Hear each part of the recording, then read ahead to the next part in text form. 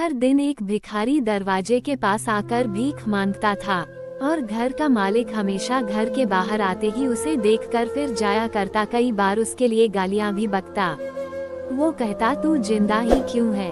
पूरी जिंदगी ऐसे ही भीख मांगेगा क्या? धरती का बोझ क्यों बना बैठा है? और कभी कभी उस भिखारी को गुस्से में वह धक्का भी मार दिया करता। इतना कुछ हो जाने के बावजूद अधिकारी के मुंह से सिर्फ यही निकलता कि भगवान भगवान तुम्हारे पापों को माफ करे। एक बार सेठ को धंधे में बड़ा नुकसान होने की खबर मिली। सेठ बहुत परेशान था कि तभी उसके दरवाजे पर वही भिखारी आया। गुस्से में अपना आपा खोते हुए सेठ ने उस भिखारी को पत्थर दे मारा। पत्थर लगने के कारण भिखारी का सर फूट गया और उसके सर से खून बहने लगा। फिर भी दर्द से कराहते हुए भिखारी ने इतना ही कहा, भगवान तुम्हारे पाप को माफ करे। भिखारी वहां से चला गया। सेठ सोच में पड़ गए। भिखारी को पत्थर मारा, फिर भी उसने सिर्फ प्रार्थना की।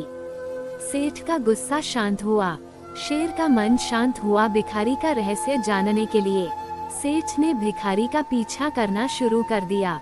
भिखारी जहाँ जहाँ जाता सेठ उसके पीछे जाता। सेठ ने देखा कि कोई उसको खाना देता, कोई उसको मारता, कोई अपमानित करता तो कोई गाली देता। लोग भिखारी के साथ चाहे जैसा व्यवहार करते, लेकिन भिखारी सबके लिए एक ही प्रार्थना करता, भगवान तुम्हारे पाप माफ करें।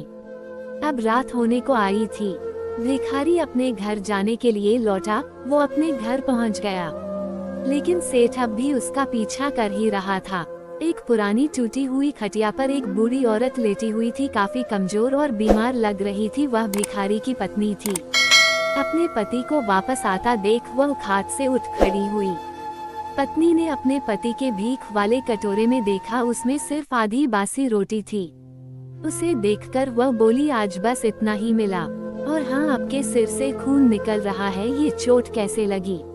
बूढ़ा भिखारी बोला, आज बस इतना ही मिला, किसी ने कुछ दिया ही नहीं। सब ने गालियां दी और एक नए पत्थर भी फेंकना, इसीलिए मेरा सर फट गया। एक गहरी ठंडी सांस लेकर बूढ़ा भिखारी फिर से बोला, यह मेरे ही पापों का फल है। तुम्हें याद है कुछ सालों पहले हम कितने अमीर थे? क्या कुछ नहीं था हमारे पास?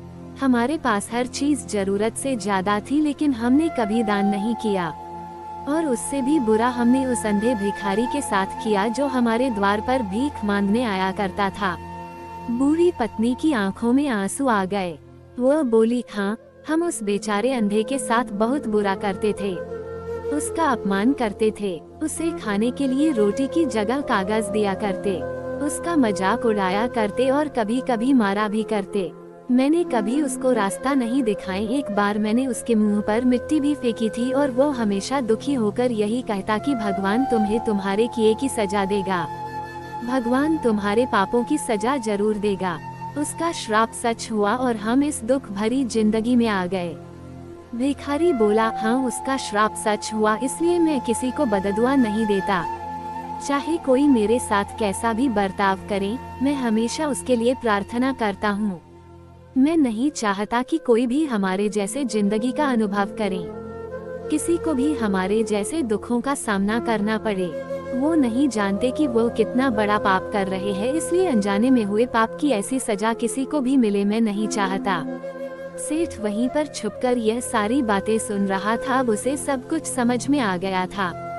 भिखारी और उसकी पत्नी ने वह आधी रोटी मिल बांट कर खाई और भगवान को धन्यवाद बोलकर सो गए।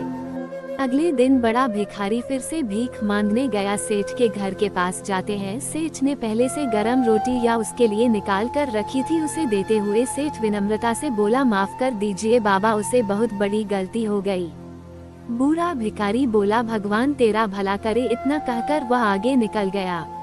इस कहानी से जो सीख लेने लायक है वो बड़ी ही सिंपल है कि आदमी चाहे किसी के बारे में बुरा कहे या भला करे, लेकिन भगवान सिर्फ कर्म के हिसाब से उसको फल देता है। क्या हुआ अगर भगवान नहीं दिखता है, लेकिन ये बात बिल्कुल सच है, उसके खाते में सबका हिसाब बहुत बहुत पक्का होता है।